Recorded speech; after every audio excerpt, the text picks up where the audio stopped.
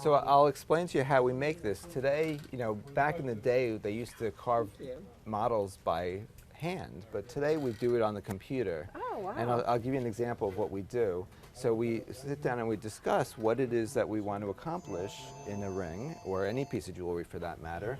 And then I'll sit down with the designer and I'll communicate to him or her what that's supposed to look like. And we build that with using the aid of CAD design. And here, I'll show you what that looks like. Oh, wow. Okay, great. So this is a job that, here, come on in. This is a job that we're working on right now for a client down in DC.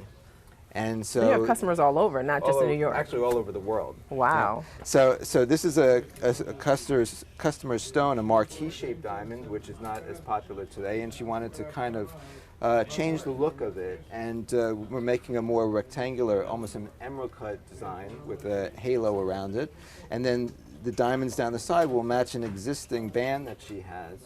So we're repurposing an old engagement ring and bringing it into the next millennium. Oh, great. So it sounds like, I mean, when you say custom, like you can do from start to finish, you can take pieces that already exist and even continue to update them. And yeah, we're always re-envisioning people's jewelry. We do it for ourselves, we do it for our clients. And this all started with your grandfather, and you said he used to do the molds himself? No, he was actually an auction buyer, so he used to go to the auction houses, and that was a very popular thing there. Bid for jewelry, and when he'd get it, he would trade amongst his cronies. And later he opened up a shop with some of this jewelry, and then he started to build jewelry for himself and for his clients. But that really took off when my father came into the business in the late 50s. So when it comes to custom jewelry, someone can come to you either with a stone or already with a setting. How does one know, like, what makes a good diamond? I mean, if you... Well, so we take a lot of pride in educating our clients and ensuring that they feel empowered to make some really smart decisions. So the first thing we do is sit down with them. We give them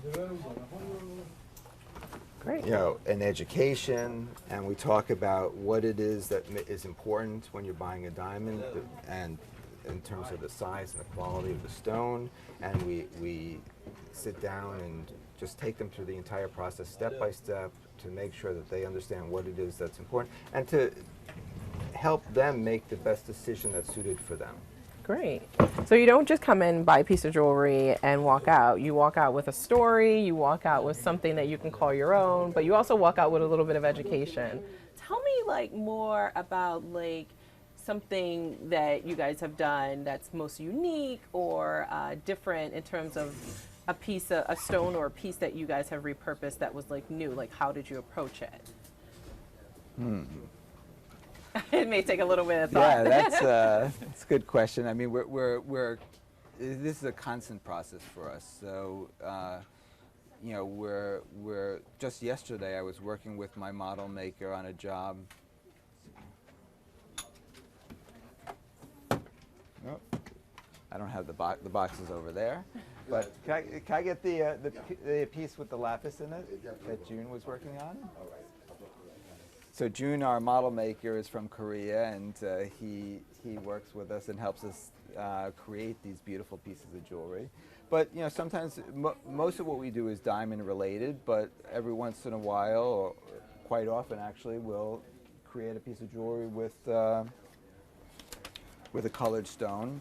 This is a piece of lapis, a piece of carved lapis, which we thought was interesting, and literally been sitting around for years in one of my boxes. And I thought, let's create something interesting with that. So we were playing around with some different concepts. First we talked about something simple. Then we played around with some various side designs, and we ultimately came up with something like this. So stay tuned. In another day or so, June will have the CAD design for me, and I'll probably tweak it a little bit before we ultimately print it with a 3D printer. And then it gets casted up in the 18 karat gold and platinum. and we add the diamonds, and we set it, and we make a beautiful piece of jewelry. Wow. So So- what's the like start to finish? What's the timeline? So it depends. It depends on the intricacy of the piece. It could be as quick as 2 weeks to customize, make a custom piece of jewelry. It could take 2 months. So that's the range. Just depends on the intricacy and the amount of revisions that are required to make it just right. Great. Yeah. So